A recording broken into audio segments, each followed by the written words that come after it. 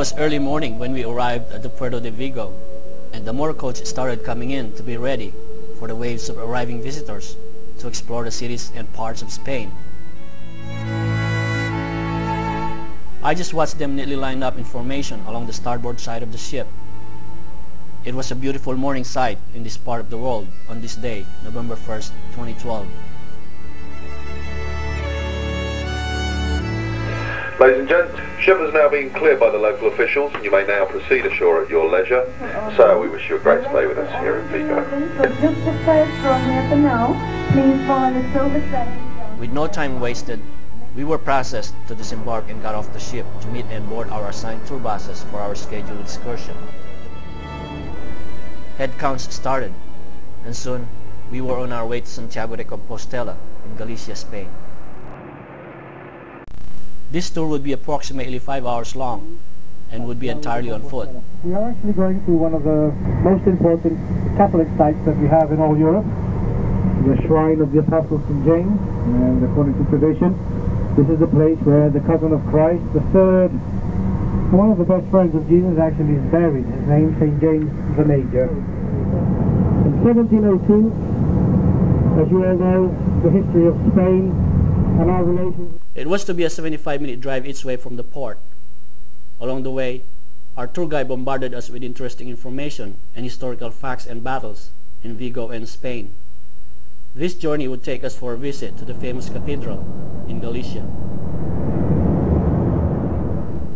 The views got better when we passed the countryside. We were hopeful that this visit would not be ruined by this weather, a cloudy day. It looked beautiful and clean. After some quiet moments, we exited the highway, and the guide resumed his informative talk as we drove through the city of Camino. And as we drive, this is the Camino right now. Of course, the Camino is a beautiful road. It goes through valleys, hills, mountain caps. This is one of the routes taken by the pilgrims to Santiago de Compostela, as he pointed out. And each year, thousands of pilgrims travel to Santiago de Compostela from points all over Europe and other parts of the world to visit the cathedral. They were easily recognized, walking alone or in groups, carrying backpacks. As for us, we took the easy way, sitting comfortably aboard the motorcoach and enjoying the view. There they go. Another group. And if you look ahead, more. What is a phenomenon, really, if you think about it? All these people walking to the same place. We arrived in the city of Santiago, and we saw some familiar sights during the stop.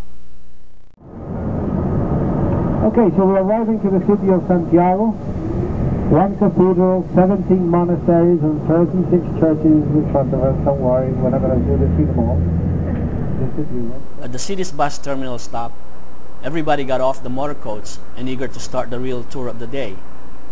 It would be another 15-minute walk from the bus terminal to the cathedral.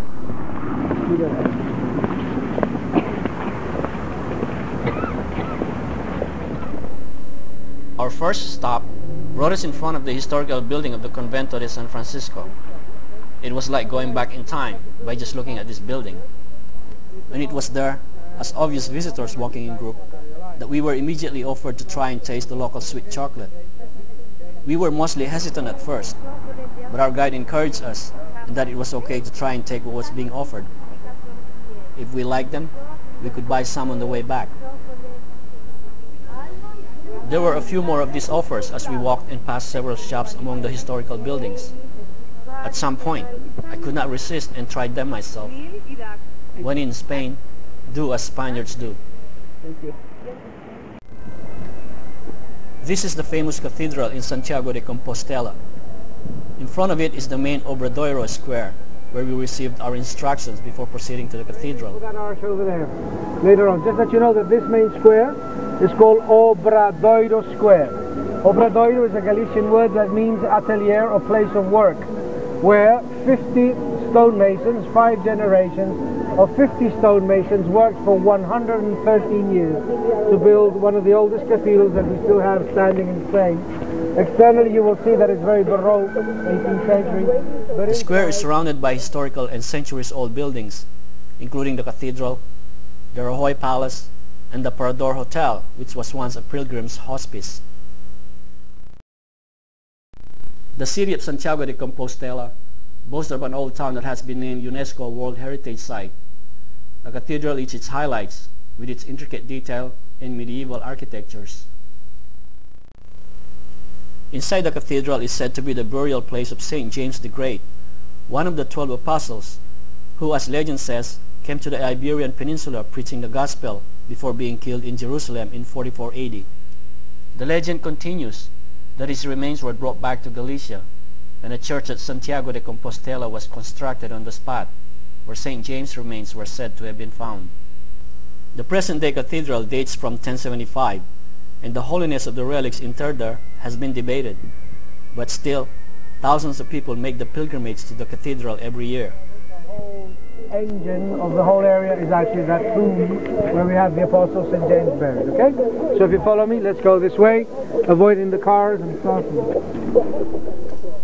We continued our tour, walked under the arch, and then stopped to hear more historical information. In the old days, when they reached this point, everybody would turn left, coming down left, straight through the gates of paradise, as it's called. So you can see his face, blind, as you can see, blindfolded, and they would go straight into the tomb of St. James. In front of us is the former Benedict Monastery, and now the Monastery of San Martin Pinario.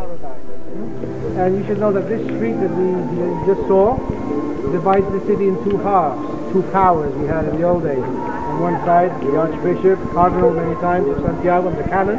On the other side, that building there would have been the second tower of Santiago, which would have been the Benedictine monks of Santiago, until 1836, when they were expropriated and expelled from the country. And then for a minute, I thought we were ready to enter the cathedral through the gates of paradise, but the guide decided to first take us around to see the other squares in the area. So if you follow me, let's go and see the other squares around me, okay? As we went around the corner, we came across a souvenir shop selling religious images and other items. The guide had a little something to say about what the store offers to potential customers. Semi-precious black stones, which is very common here, and then they find themselves looking into the shops like we are right now, and we see that there are as many amulets and counterparts as there are religious artifacts. After a short walk, we ended at the Plaza de la Quintana. I thought I heard him say that it's also called the Square of the Dead.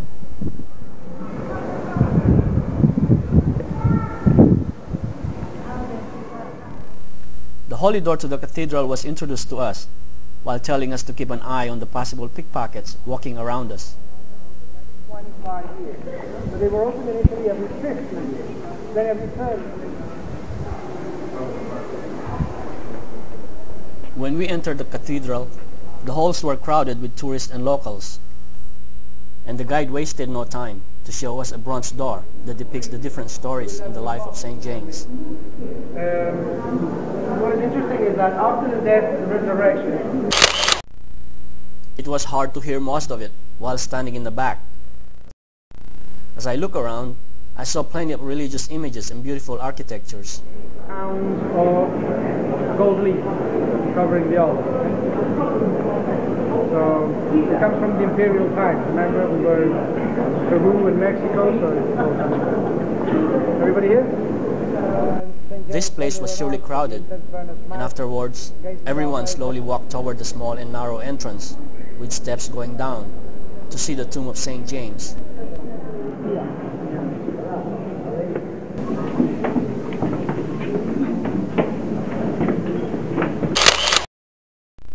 A quick snapshot, and we were out and back up to the hall again. We all noticed the incense burner suspended from the high ceiling in the middle of the cathedral. The incense burner weighs 100 pounds. On this day, being an All Saints' Day, the incense burner would swing. On the other side, 8 men will later on start pulling that cord. With that pulley that you see up there, the incense burner will start swinging from the north nave to the south nave, where we are right now in this direction, until it almost touches the ceiling, reaching a speed of around 60 miles an hour and with no protection. But we are in Spain and we love risk. And if we can have bullfights in the south, we can have incense burners swing over their heads, or 3,000 unprotected pilgrims, knowing that We walked around to near the front door as we waited for the most anticipated event inside the cathedral, the arrival and entrance of the Archbishop. That's the Archbishop.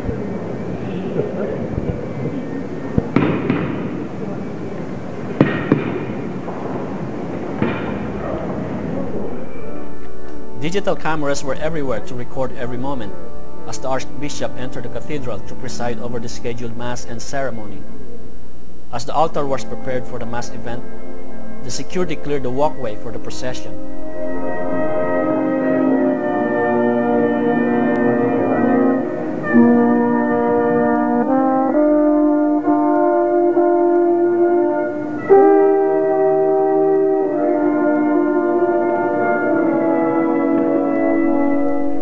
During the procession, the church staffs carried a canopy, and underneath it is a head or bust statue venerating the skull of the other apostle, St. James. The procession headed to the center hall, approaching the altar, before making a full stop to start the swinging of the incense burner.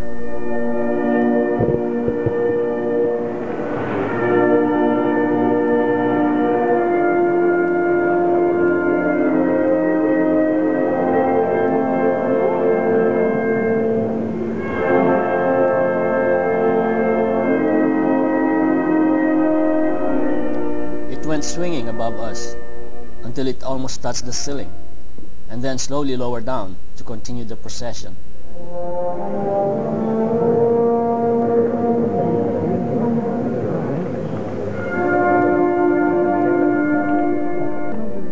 With all the guests and tourists crowding inside the cathedral, no one stopped anyone from taking pictures, even when the ceremony has started. I can almost distinguish the tourists from the locals by looking at the reflections of the digital cameras seemingly floating around. Pilgrims were among us, and they also did not get parted with their backpacks when they entered the cathedral. It's a beautiful centuries-old cathedral, equipped with modern technology, and on this day, it was crowded with international visitors, pilgrims, and faithful Catholics. While the Mass was going on, some of us took the time to walk around to check out the chapel inside, in one corner of the cathedral.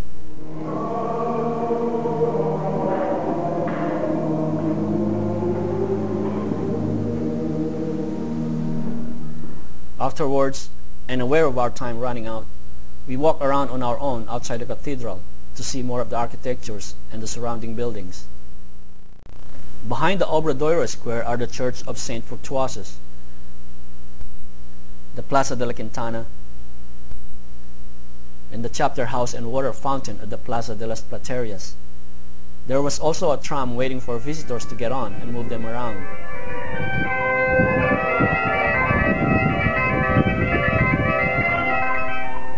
A local was playing the bagpipe under the arch, and I noticed a souvenir stall, some shops around the corner, and even human statues dressed in religious or Halloween costumes. And all this wrapped up my day's tour to Santiago de Compostela.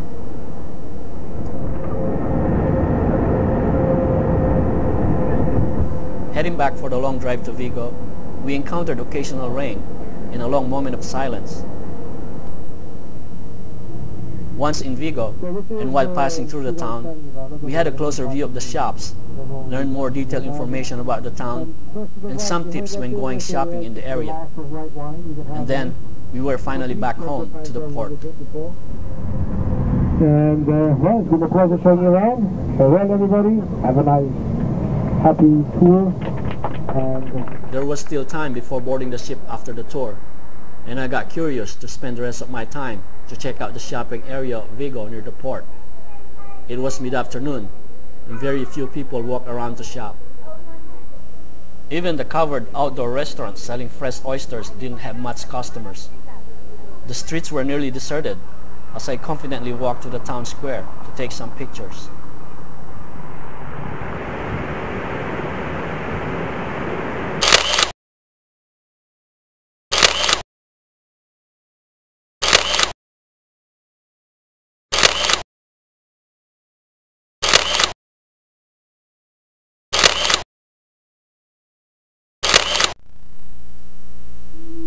It was a beautiful afternoon in spite of the clouds covering the city.